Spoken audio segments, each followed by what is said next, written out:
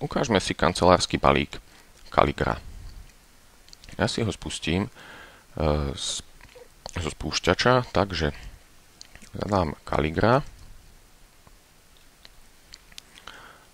a nástroj Calligra Words je textový editor a slúži nám na vytváranie textových dokumentov, kde môžem vidieť jednoduché rozhranie, kde si môžem prezerať nedávno vytvorené dokumenty, vytvoriť si vlastný dokument, ak by som chcel iný ako A4, zmeniť si okraje na vrchu strany, po krajoch a podobne.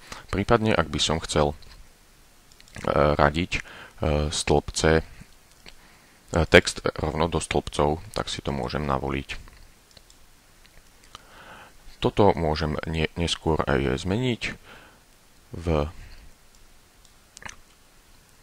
nastavení dokumentu a budem si vyberať pravdepodobne najčastejšie prázdny dokument, čiže šablónu predvolenú. Zvolím si prázdny dokument, buď dvojitým poklepaním, tlačítkom myši, alebo použijem túto šablónu. Ja teda dvakrát poklikám na dokument a otvorí sa mi nový dokument, kde vidím kontextové menu, ale aj záložky v hornej časti, kde môžem vytvoriť nový dokument, otvoriť existujúci alebo uložiť zmeny v dokumente. A tiež aj bočný panel, kde môžeme vidieť základné nástroje na úpravy textu, ako zvoliť si štýl písma. Ja nemám vytvorený zatiaľ štýl písma. Môžem si zvoliť typ písma, jeho veľkosť. Môžem ho spraviť tučným, zošikmiť, počiarknúť, prečiarknúť, zmeniť farbu textu, zmeniť farbu pozadia za textom, spraviť horný index z napísaného znaku alebo dolný index.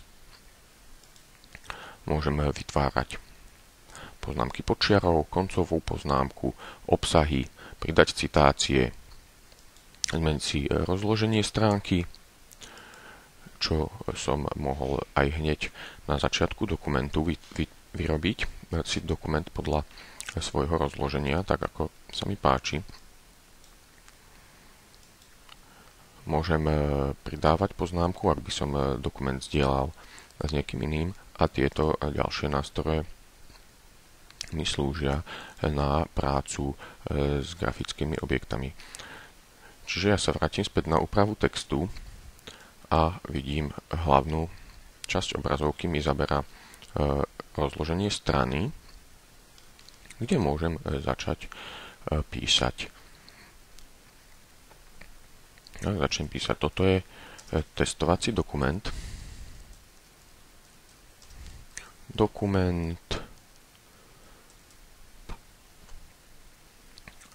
V kancelárskom balíku Calligra nemám kontrolu slovenského pravopisu, takže mi bude počiarkovať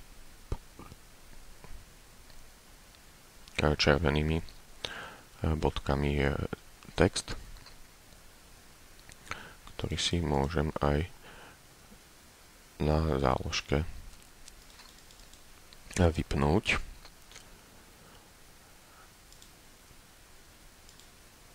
Takže automatická kontrola pravopisu vypnem kliknutím na tlačítko v časti revízia, že už mi to nebude počiarkovať a môžem napísať, že ahoj. A všimnem si ešte aj, že môžeme pracovať s odstavcom, čiže ako by som radil text, že buď na stred, alebo doprava, alebo iba do bloku. Ja si ho dám vľavo. Na tom, ktorom riadku budem, tak tam sa mi ten text zarovná. Tiež si môžem pridávať zoznamy, odrážky, teda ak chcem niečo vymenovať mlieko, automaticky mi pridá ďalšiu odrážku, cukor,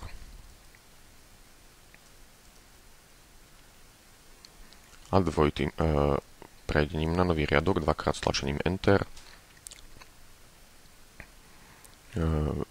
Mi v iných kancelárskych balíkoch zmiznú odrážky, ale v Calligra nie, takže si ich musím zase kliknutím na tlačítko vypnúť.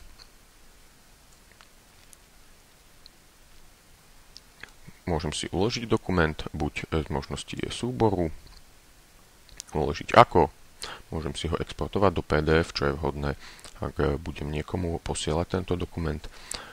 Keďže som ešte tento dokument nemal otvorený, čiže toto je nový dokument, môžem ho uložiť aj tlačítkom uložiť.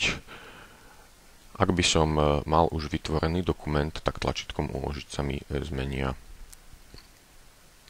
Tak dám ukážka 2 a môžem si skúsiť otvoriť dokument ukážku 1. Takže z rýchlosti si kliknem na tlačítko, otvorím si ukážku 1. Otvorí sa mi na novom okne, kde som si už aj vyfarbil riadky zmenou farbu textu. Spustím si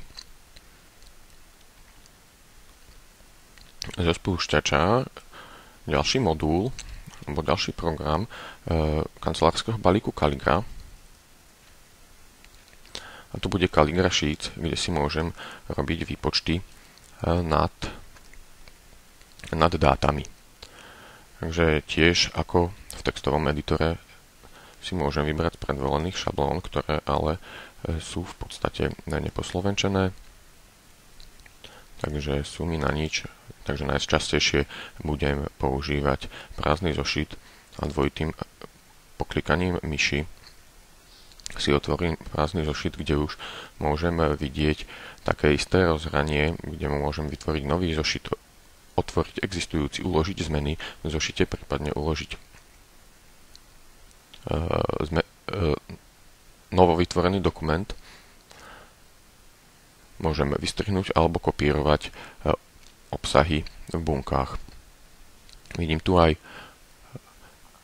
nástroj na tvorbu funkcií, kde môžem počítať nad dátami a vidím aj, že bunky sú pekne rozdelené a každá bunka je určená aj číslom, aj písmenkom. Môžem si zmeniť taktiež vzhľad textu, typ písma, veľkosť písma, či bude tučné, zošikmené, zarovnať text v bunke, ohraničiť si bunky, zmeniť formát buniek, prípadne robiť s obrázkami. Skúsim si teda spočítať jednoduchou funkciou súčet v bunkách, takže si začnem zadávať do buniek čísla. Dám si napríklad 15, 2, kliknem ďalej, 6, dám Enter a skúsim si ich spočítať. Takže vyberem si funkciu, pôjdem na tlačítko s funkciami a začnem hľadať sum. Ja viem, že sum je suma všetkých a môžem vidieť aj popis funkcie a medzi názvami môžem pekne prehliadať. A vyberem si sum a teraz by som mal buď zadám vzorec, zrovná sa do pola vzorcov, alebo môžem aj kliknúť na parametre a teraz ich myšou vyberem a už mi automaticky zoradilo, ukázalo ako vzorec a tieto budú v hodnote sum, už ich mám tu a keď dám OK, malo by mi spočítať tieto hodnoty. Takže dávam OK, sum OK, musím dať ešte v tejto bunke Enter a už mám výsledok 23.